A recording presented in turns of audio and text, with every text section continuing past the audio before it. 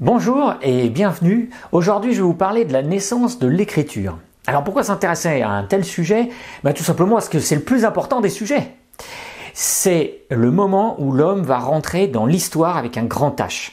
En effet, pour que les savants puissent la lire, l'histoire, il faut des textes. Et donc il faut une écriture. Et on estime que l'histoire commence à Sumer.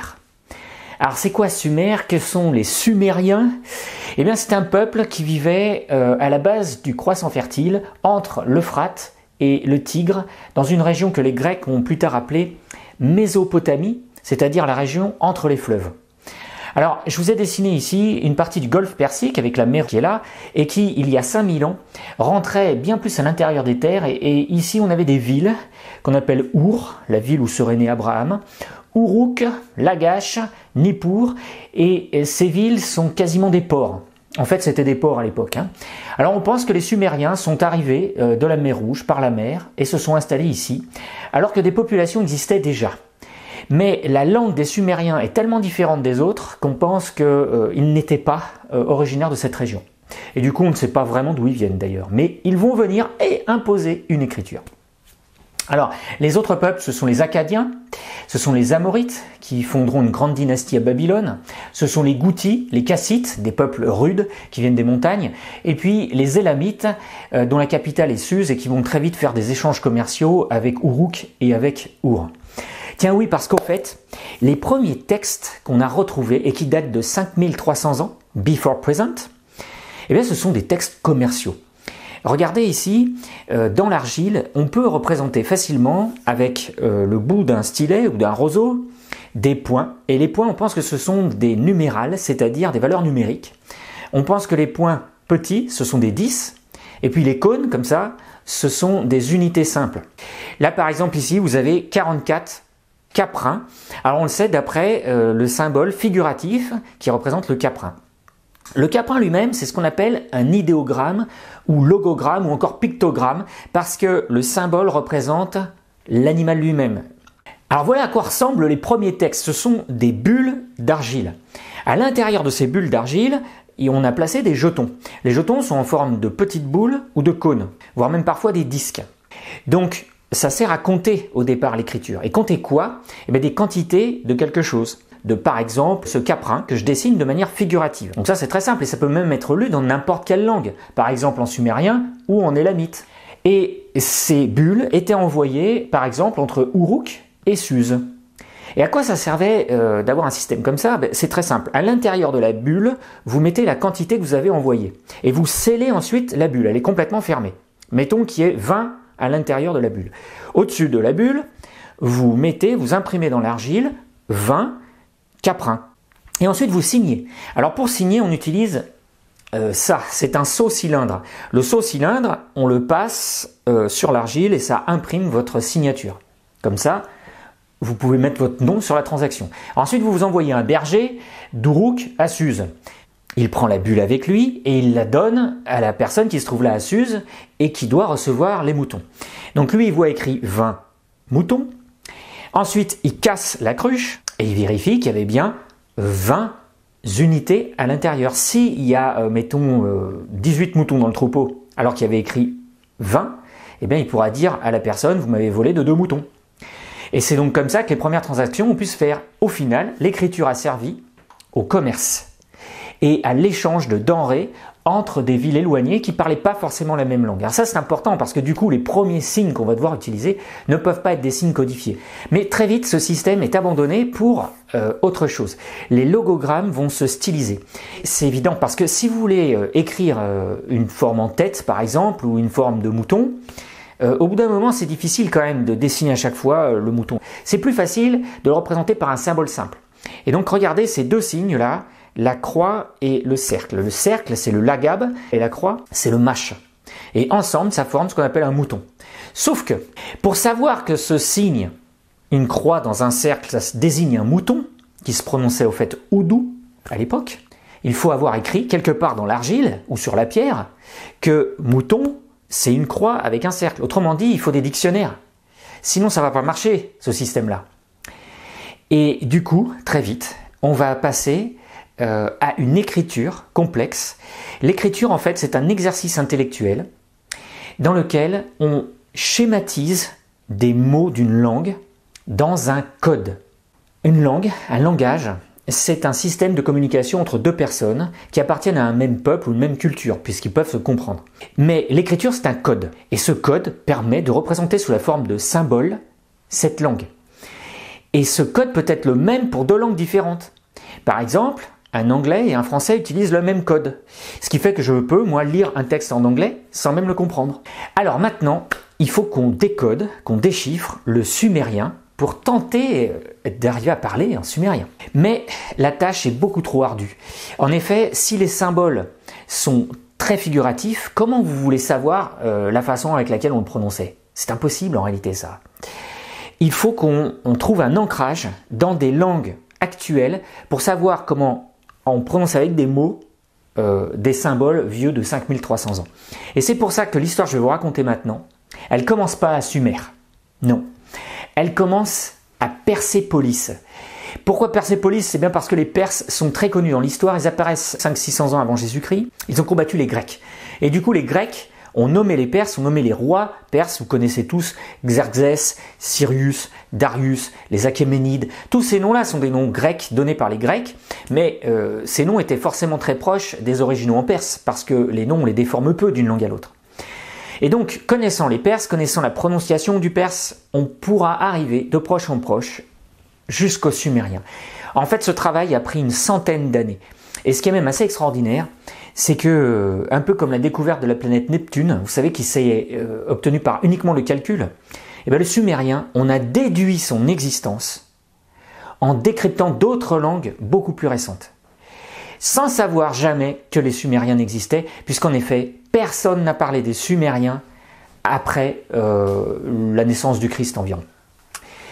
Alors, allons-y, c'est parti. À Persépolis, voilà ce qu'on trouve. Des épitaphes écrits avec une technique très particulière qui s'appelle le cunéiforme. Qu'est-ce que c'est que ça, le cunéiforme? Le cunéiforme ne s'écrit pas avec le bourron d'un stylet, mais avec le coin d'un stylet.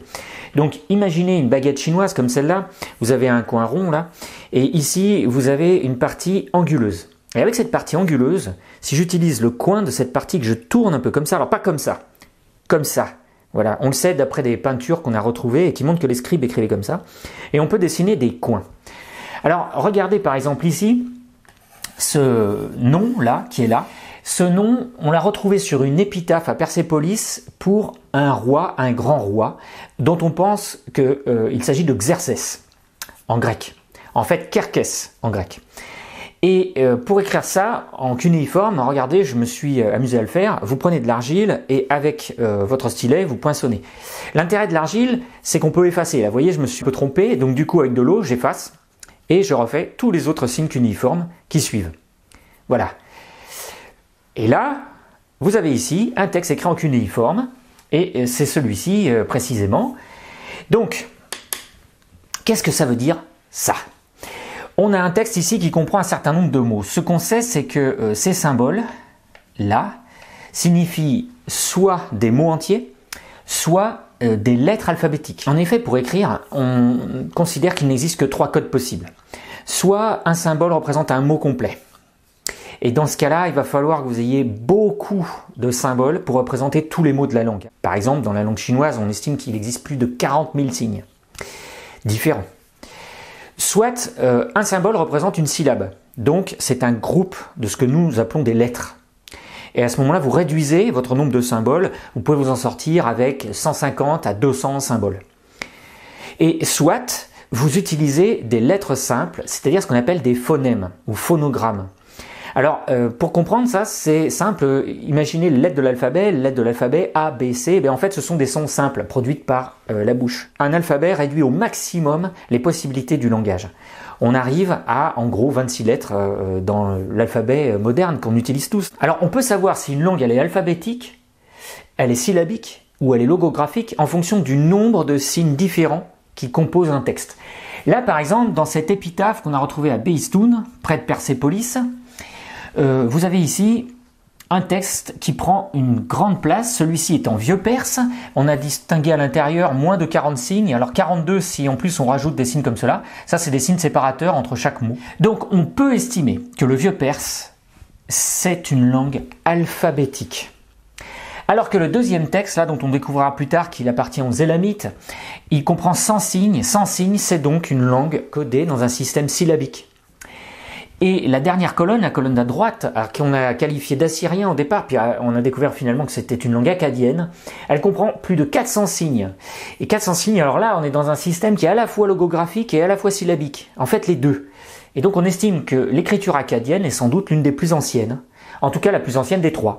Et donc le vieux perse est la langue la plus évoluée car elle est proche d'un système alphabétique. Alors quelques mots sur l'alphabet avant de nous intéresser au perse, parce que si ça c'est alphabétique, alors moi je voudrais qu'on me dise où se trouvent les lettres A, B et tout ça, parce que franchement je ne les reconnais pas. L'alphabet a été inventé il y a maintenant, on pense, 1500 ans avant Jésus-Christ, donc il y a 3600 ans, par des gens inconnus mais de culture sans doute phénicienne qui travaillaient au mont Sinaï dans une carrière de pierre et pour le compte d'Égyptiens. L'égyptien, c'est une langue particulière, ce qu'on appelle un isolat linguistique, comme l'est le sumérien.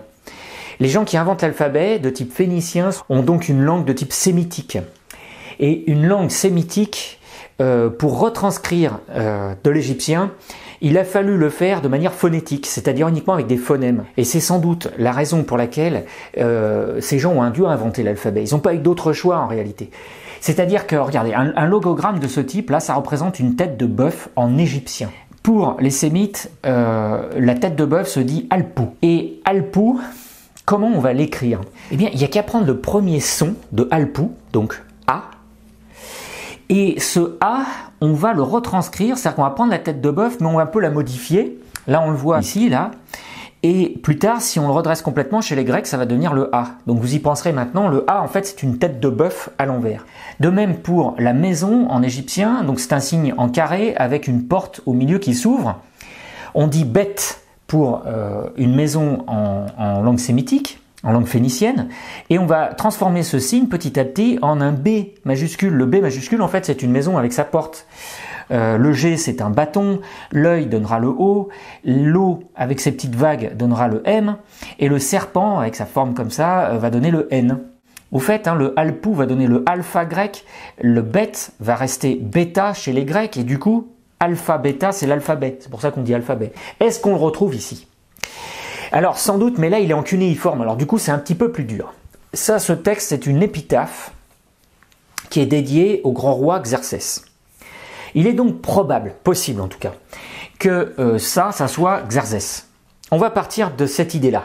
Ce mot-là, c'est Xerxès. Premier souci, Xerxès, c'est un nom français tiré du grec Kerkès. Mais c'est sans doute pas comme ça que Kerkès se faisait appeler dans sa langue perse. Alors pour savoir à quoi ça ressemble, il suffit d'aller en Iran et de chercher les textes les plus anciens de l'Iran ancien, c'est le berceau des Perses, l'Iran.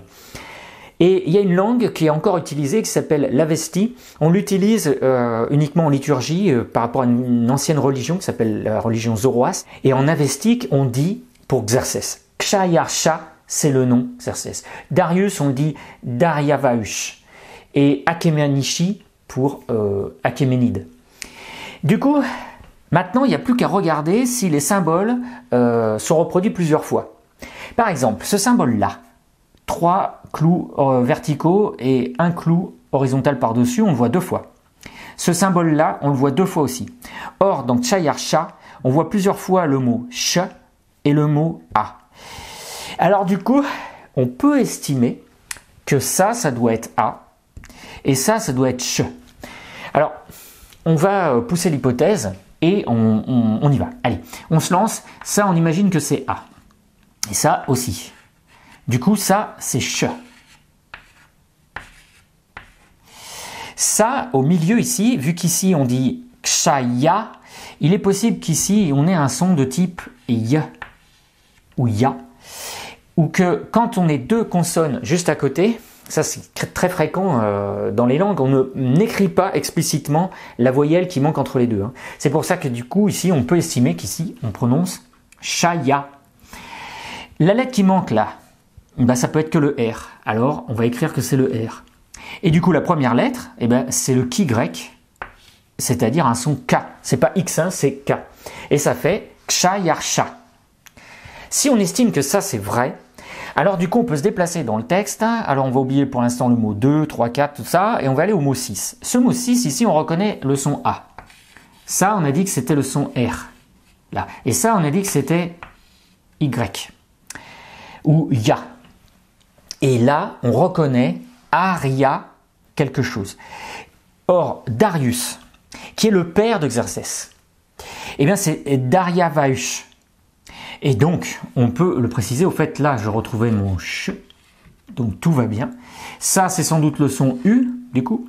Et là, j'ai plus qu'à dire que c'est D. Et j'ai Daryavahush.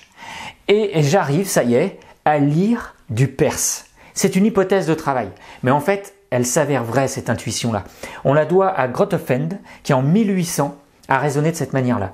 Et il allait plus loin. Maintenant, on va regarder les mots 2, 3, 4, 5 et le mot 7.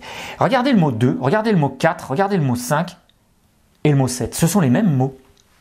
Or, on sait que ces rois étaient des grands rois. Et on dit souvent Xerxès, le roi des rois. Et du coup, on n'a plus qu'à se dire, eh ben ça, c'est le mot roi, vu qu'il est répété tout le temps. Et on peut lire comme ça le texte. Ksha-Yarsha, ou Xerxès. Le roi, ça, ben, ça doit être grand ou puissant. Le roi grand. Le roi des rois. Et voilà pourquoi on dit roi des rois, parce qu'en fait, c'est sans arrêt répété. Ce mot-là, sans doute, c'est fils de, puisqu'après, il y a Darius, et on sait que Xerxès est le fils de Darius. Donc, ça fait Xerxès, le roi grand, le roi des rois, fils de Darius, roi lui-même, fils de Achéménichi ou descendant de Achéménichi, c'est-à-dire que c'est un Achéménide, c'est la dynastie des Achéménides. Et voilà, on a mis le doigt en 1800 dans un engrenage dans lequel on va pouvoir déterminer la signification et la prononciation du vieux perse. Et comme ici on a une traduction en élamite, on va aussi pouvoir traduire le vieux perse en élamite, et de l'élamite, on va passer à l'akkadien. Et l'akkadien, c'était la plus difficile des langues à traduire parce que l'akkadien, vous le voyez ici, c'est une toute petite colonne. Si c'est une toute petite colonne, ça veut dire qu'il y a peu de symboles pour représenter tout ce long texte en écriture alphabétique. Peu de symboles dans le texte, mais beaucoup de symboles différents les uns des autres par contre, parce que c'est une écriture qui est à la fois logographique et syllabique. Et du coup, on peut réduire par exemple le mot roi à uniquement un seul symbole, là, et qui se lit Charou. Charou, ça veut dire roi en akkadien. Et ce symbole-là, Kinu, ça veut dire légitime. Donc là ici, ce sont des logogrammes puisque ce sont un seul signe pour un mot complet. Charou Kinu, c'est le roi légitime, et c'est aussi Sargon d'Akkad, le premier des grands rois akkadiens qui va unifier tous les territoires ici en Mésopotamie et fonder donc le premier grand empire de l'histoire, 2300 ans avant Jésus-Christ à peu près, hein, ça fait 4300 ans quand même. Hein. Avant de continuer, je vous propose de digérer la méthode qui nous a permis de percer le perse, si je peux me permettre. Et dans une deuxième partie, je vais vous montrer toutes les subtilités de l'akkadien et surtout de la façon avec laquelle on est passé de l'akkadien au sumérien, qui est la langue qui, pour la première fois, a été écrite. À très bientôt sur 10 minutes sur.